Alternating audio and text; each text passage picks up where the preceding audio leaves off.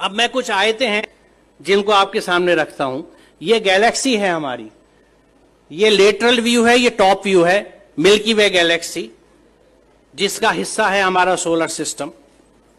ये उसका स्केच है, एग्जैक्ट पिक्चर नहीं है।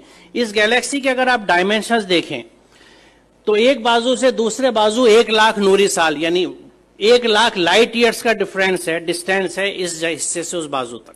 लाइट ईयर क्या है?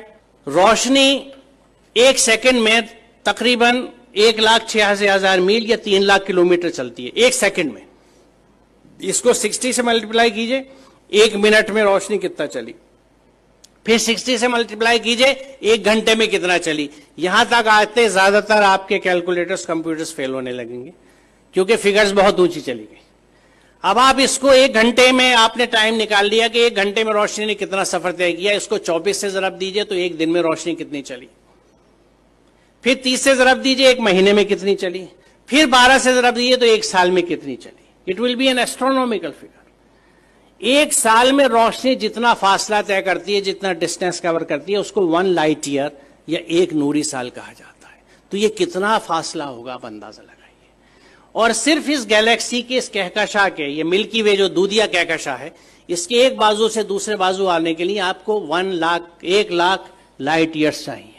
यानी रोशनी की रफ्तार से अगर आप चलें तो 1,00,000 साल में इस बाजू से उस बाजू तक पहुंचेंगे। यहां अजमत का एहसास होता है अल्लाह ताला की। और ये मिल्की वे जो एक गैलेक्सी है, ये ऐसी एक गैलेक्सी नहीं है, बल्कि there are millions and millions of these galaxies पूरी कायनात में। और इन गैलेक्सीज में है क्या साहब?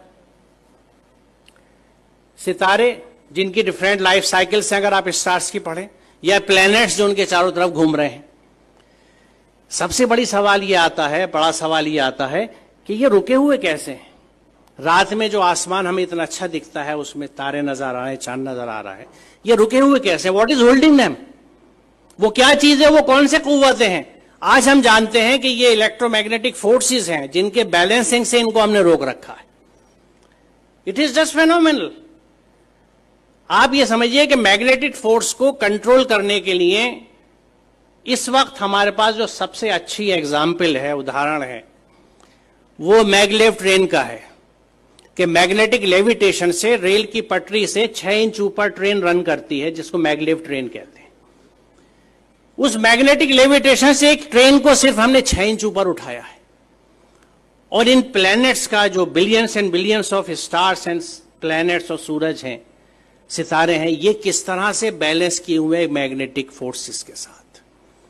ये कितना जबरदस्त कैलकुलेशन है, कितना जबरदस्त हिसाब है। और इसको जब आप समझते हैं और सूरह रहमान की उस आयत को देखते हैं कि बस समा रफा व वज़ल मीज़ान, तो बात समझ में आती है कि उसने आसमान को बुलंद किया और एक तवाजुन कायम कर दिया। तवाजुन की अहमियत की वजाहत है, क्योंकि आप इमेजिन कीजिए, मुझे नहीं पता, मैंने बचपन में खेल खेला है, उसका जिक्र मैं हमेशा इस तकरीर में अपनी करता हूं कि मैग्नेट से जब हम लोग छोटे थे तो हमारे पास वो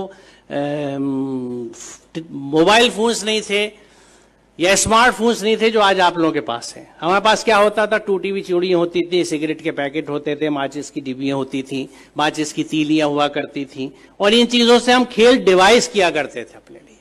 तो मैग्नेट से हम जो एक खेल डिवाइस करते थे, और वो घर से जल्दी से किसी तरह जब अम्मी की नजर बचती थी सुई उठा लाते थे या आल पिन ले लेते थे अब्बा के ड्रॉज में से कि कागज के ऊपर पिन रखी और नीचे मैग्नेट रख के उसको घुमाना शुरू किया तो ऊपर से वो सुई घूमती थी।